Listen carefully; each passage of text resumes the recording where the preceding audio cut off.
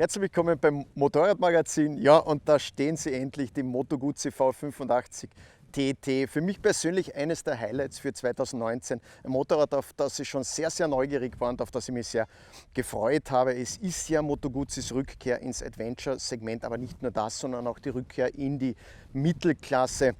Ja, und ob sich's ausgezahlt hat, sich so darauf zu freuen, so neugierig zu sein, da spanne ich euch noch auf die Folter, das erzähle ich euch gleich.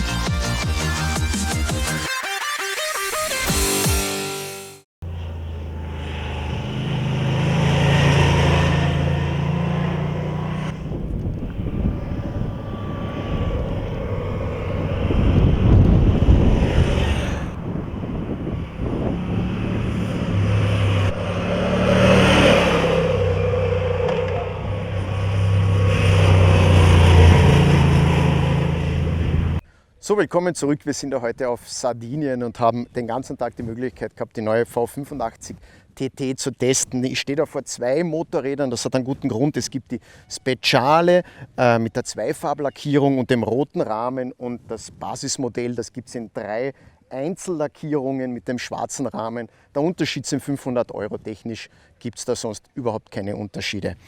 Ja, wir reden ja normalerweise nicht über Ästhetik und Design, das kann ja eh jeder sehen und sich seine Meinung bilden, aber ich sage es jetzt trotzdem, ich finde, das ist ein wirklich sehr, sehr hübsches Motorrad geworden.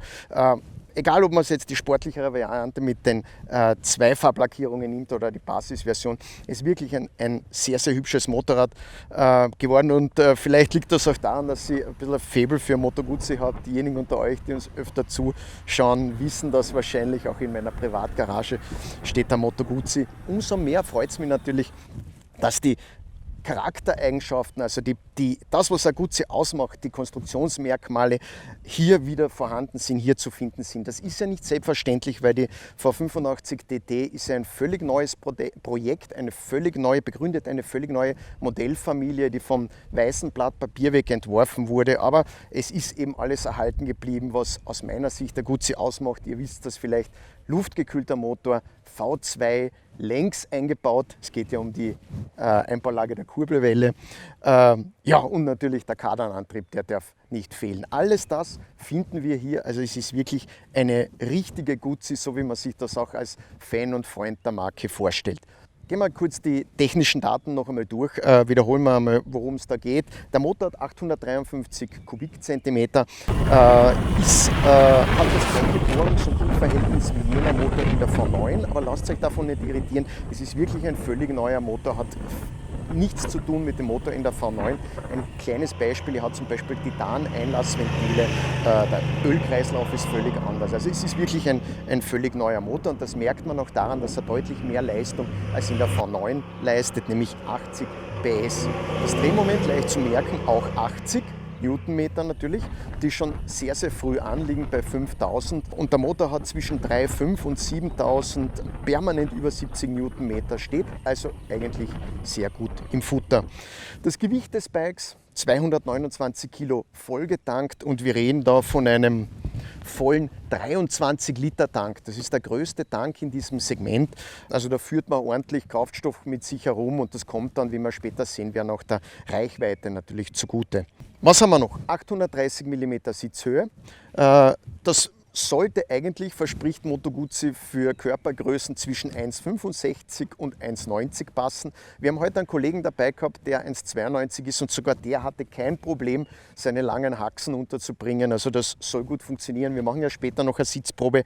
Wem es nicht passt, es gibt auch noch im Zubehör zwei alternative Sitzbänke, jeweils 20 mm niedriger oder höher, also 810, 850 mm. Das sollte dann wirklich das meiste an Bedürfnissen abgedeckt sein. Schauen wir sonst noch kurz ums Motorradl. Wir haben Fahrwerk, vorne eine Kayaba 41er Upside-Down-Gabel, hinten ein Kayaba Federbein, seitlich versetzt. Ihr seht es da hinten, das ist da schön zu sehen. Das hat den Vorteil, dass man leichter drankommt, wenn man es verstellen will. Und ja, verstellen kann man es, vorne und hinten das Fahrwerk, und zwar jeweils in der Vorspannung und in der Zugstufe. Das ist in dieser Klasse auch wirklich nicht selbstverständlich. Ja, was haben wir da noch? Bremserei, 320 mm Scheibenbremsen, 2 Stück vorne mit 4 Kolben Bremszangen von Brembo radial montiert, also wirklich schöne Dimensionen. Hinten eine 260er Scheibe mit 2 Kolben Bremszange und das Ganze auf den schönen Speichenfelgen. Die Speichenräder sind hier auch serienmäßig oben. Vorne ein 19 Zoll Rad, ein 110er Breite und hinten 150er 17 Zoll. Das wäre also das Wichtigste rundherum. Was ich noch vergessen habe natürlich, oder was ich nicht vergessen habe, sondern mir aufgehoben habe, sind die Assistenzsysteme, die hier auf dem Bike oben sind oder auch die technische Ausstattung. Beginnen wir damit, es gibt rundum Voll-LED-Beleuchtung vorne mit diesem schönen Tagfahrlicht in Form eines Adlers. Ihr wisst ja, das ist das Symbol von Moto Guzzi, der Adler. Also das schaut auch wirklich schön aus, wenn man auf der Straße unterwegs ist und da kommt einer entgegen oder es fahren ein paar hinterher. Also wirklich sehr schön. Hinten also eben auch LED-Eckleuchte, LED-Blinker. Sehr hochwertig zusammengestellt das Ganze. Dann haben wir natürlich ein Ride-by-Wire-System. Auch das unterscheidet diesen Motor zum Beispiel von jenem der R9. Von jenem der V9 von Magneti Marelli zugeliefert und das Ride-by-Wire-System macht es dann möglich, dass sehr viele Fahrhilfen adaptiert werden, unter anderem auch 3 Fahrmodi, die wir oben haben. Street, Pioggia, also Regen und Offroad. Street erklärt sich von selbst. Rain, da ist es dann so, dass die Leistung zwar, also 80 PS voll vorhanden bleiben, allerdings wird die Leistungsabgabe, also der Aufbau des Drehmoments, geschmeidiger, etwas sanfter die Kurve und die Traktionskontrolle und das ABS, die regeln auch früher, also besonders vorsichtig. In die andere Richtung geht es dann beim dritten Fahrmodus, bei Offroad. Da ist dann so, dass ABS und Traktionskontrolle etwas toleranter sind. Die Traktionskontrolle lässt ein bisschen mehr Schlupf zu, also man kann da ein bisschen auch den Staub aufsteigen lassen. Und beim ABS ist es zusätzlich so, dass es am Hinterrad deaktiviert ist, das heißt, man kann das Hinterrad blockieren. Zusätzlich ist es auch noch möglich, dass man im Offroad-Modus das ABS komplett abschaltet. Die Traktionskontrolle kann man, wenn man will, in allen 3 Fahrmodi manuell abschalten. Das Ganze wird dann bedienbar bzw. erkennbar an dem neuen Display. Es ist ein 4,3 Zoll TFT-Display, Farb-TFT-Display, wie es ja jetzt überall in Mode kommt. Es ist ein bisschen klein, also wenn man oben sitzt und man sieht die mächtige Front vor sich, dann wirkt es ein bisschen klein, aber es ist alles gut ablesbar. Es ist alles auch sehr übersichtlich dargestellt, also man braucht eigentlich nicht mehr. Auch bei Sonnenlicht sehr gut, nur heute sind wir einmal ein Stück gefahren, wo wirklich das Sonnenlicht ganz krass von hinten reingeströmt ist. Da würde man sich ein bisschen mehr Kontrast wünschen, aber das ist schon, wie gesagt, Jammern auf hohem Niveau. Das besonders Tolle an dem System ist, aus meiner Sicht, dass man es mit einem einzigen Wippschalter steuern kann. Das ist der Wippschalter auf der rechten Seite mit rauf, runter und draufdrücken, also ein 1, 2, 3 Wegeschalter und mit dem kann man eigentlich alles steuern. So, jetzt schauen wir uns einmal die Ergonomie an. Wir haben jetzt erst schon gesagt 830 mm Sitzhöhe und das funktioniert. Ihr seht das wirklich sehr gut. Natürlich, da sind wie immer die Fußraster im Weg, aber man steht eigentlich wirklich sehr, sehr gut. Auch als viel kleinerer Fahrer, glaube ich, wird man da überhaupt keine Probleme haben, hier zu sitzen. Und ich muss sagen, die Ergonomie ist wirklich sehr, sehr gut gelungen. Der Lenker ist ein bisschen breiter, ist ein konifizierter Alu-Lenker, schaut da sehr schön aus. Der ist ein bisschen breiter, aber wenn man ihn das erste Mal an den Hörnern gepackt hat, dann ist das wirklich ein sehr schönes, ergonomisch gelungenes Sitzgefühl, das man hier hat. Gute Übersicht. Der Tank wirkt auch sehr schön mit diesen geschwungenen Linien da vorne.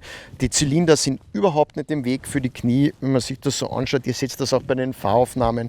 Also das ist wirklich sehr, sehr gut gelungen und ich kann eins noch dazu sagen, der Sattel ist wirklich extrem angenehm, sehr weich.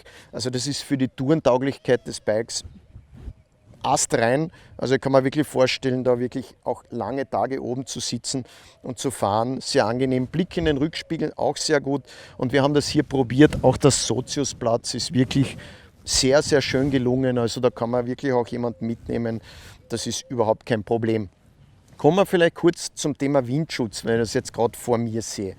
Serienmäßig haben wir diesen kleinen getönten Windschild. Der ist, wie gesagt, standardmäßig oben und es gibt an sich, ja, es gibt nur, also keine Höhenverstellung, aber es gibt so ähnlich wie auf der Suzuki V-Strom 1000 gibt es eine Neigungsverstellung. Allerdings muss ich hier dafür ein Werkzeug zur Hilfe nehmen, einen Imbusschlüssel, den finde ich aber sofort, wenn ich den Sattel runternehme. Da ist dieser Imbusschlüssel versteckt und dann muss ich hier hinein, links und rechts 2 Schrauben locker machen und dann kann ich die Neigung des Windschilds leicht verstellen, macht sich bemerkbar, minimal, aber immerhin, ich habe die Möglichkeit. Das Ziel von Moto Guzzi war, hat man uns erklärt, dass man mit der kleinen Scheibe den Druck vom Oberkörper nimmt, aber den Luftstrom nicht über den Helm lenkt. Das heißt, man ist mit dem Helm praktisch dem normalen Winddruck ausgesetzt. Der Vorteil dabei ist aber, man hat überhaupt keine Verwirbelungen. Und das ist schon ein Riesenvorteil, muss man sagen, weil wir sind heute mit unserem Adventure-Helm gefahren. Wir haben den neuen AGV AX9 ausgefasst. Der hat ein sehr großes Schild oben und das tendiert ja sehr oft zu einem gewissen Eigenleben, ja, wenn man da Turbulenzen ausgesetzt ist. Und das ist da überhaupt nicht der Fall. Das heißt, man spürt zwar den Wind, weil man ja mitten im Fahrtwind drin ist, aber keine Turbulenzen. Nicht unangenehm, muss ich sagen. Wir sind heute keine sehr hohen Geschwindigkeit gefahren, wir haben keine Autobahnetappen absolviert. Das müsste man dann noch nachreichen. Aber so ist das, dieses Scheibchen da vorne macht eigentlich einen guten Job und für Landstraßentempo wirklich sehr, sehr angenehm.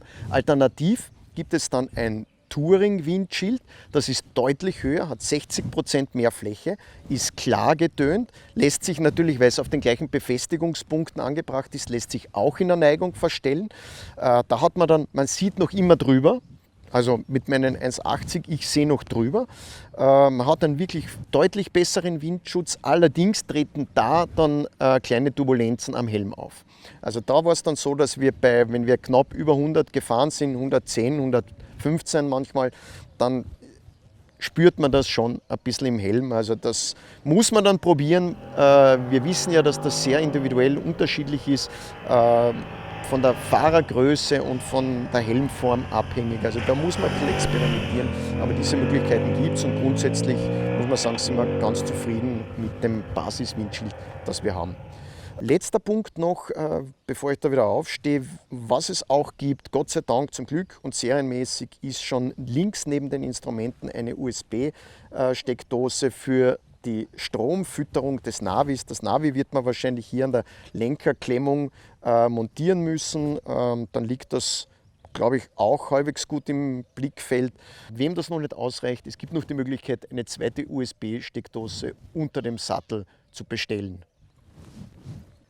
So, und jetzt sind wir dann endgültig soweit, genug auf die Folter gespannt. Jetzt kommen wir zu den Fahreindrücken von unserer ersten Ausfahrt hier auf Sardinien. Wir sind sehr, sehr viele Kurven gefahren. Der Grip ist hier ja fantastisch. Also ich kann jedem nur empfehlen, macht einen Motorradurlaub hier auf Sardinien, nicht in der touristischen Hochsaison, aber außerhalb der Saison hier im März, April, das sind die besten Monate, um hier zu fahren. Wirklich fantastisch, wunderschöne Landschaft, Wahnsinnsgrip. Ihr müsst nur frische Reifen aufziehen, weil die Reifen werden relativ schnell runtergerubbelt hier, weil der Asphalt so griffig ist. Und deswegen haben wir auch eine sehr beschwingte Testfahrt gehabt heute, den ganzen Tag über. Und ich muss sagen, meine Erwartungen, was die Guzzi betroffen hat, die Erwartung, dass das ein sehr kultiviertes, sehr charakterstarkes, charismatisches Reisebike sein wird, die haben sich voll erfüllt. Der Motor ist wirklich, also insgesamt ist das ein Meilenstein für Moto Guzzi, muss man wirklich sagen.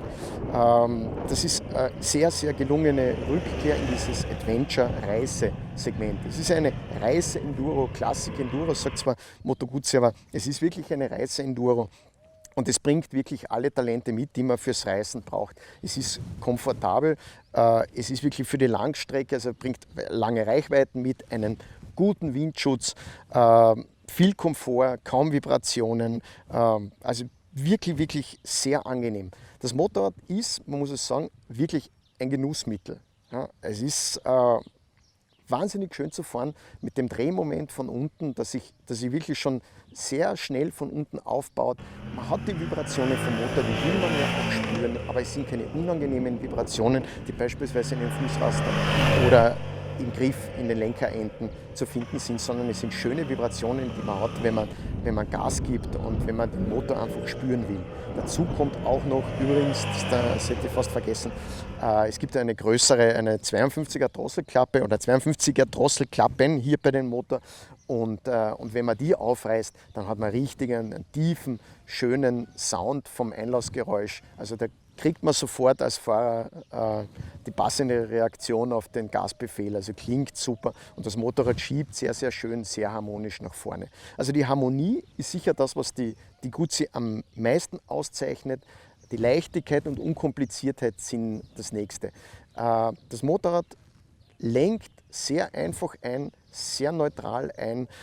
Erst wenn man in Schräglage dann ein bisschen Korrekturen macht oder wenn es Wechselkurven gibt, dann merkt man die höheren Kreiselkräfte des 19 Zoll Reifens vorne und man muss ein bisschen stärker am Lenker ziehen, um das Motorrad wieder aufzurichten oder von der einen Schräglage in die andere zu kippen. Aber das ist etwas, woran man sich sofort gewöhnen kann. Das ist wirklich nichts, was den Spaß in irgendeiner Weise unterminiert.